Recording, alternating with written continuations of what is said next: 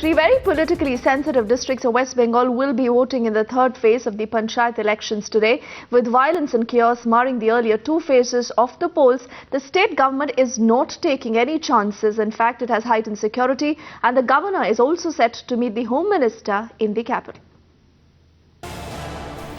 Over 100 houses ransacked as TMC and CPM clash in North Parganas.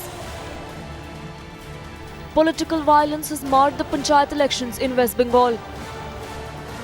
In the third phase of West Bengal Panchayat elections, the two most politically sensitive districts, North and South 24 Parganas, will be going to polls along with Howrah district. There has been poll-related violence in both the districts. On the eve of Panchayat elections, there was a clash that broke out between TMC and CPM workers in Amdanga in North 24 Parganas, and the TMC worker was killed in Bhangor in South 24 Parganas. The state government has now stepped up security in the area, with the governor set to meet Home Minister Sushil Kumar Shinde in the capital. In the presence of the paramilitary forces actively rather than being only in reserve, I think we have broken up some of the paramilitary elements. Hopefully there will be less violence. No, now they are being deployed.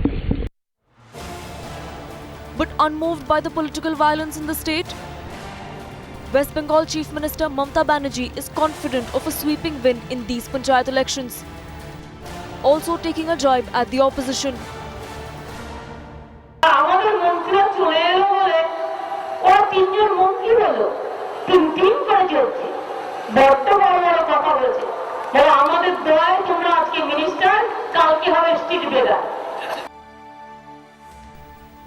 With political violence in the state only increasing by each passing day, the Chief Minister has a lot of questions to answer for the worsening law and order situation in West Bengal.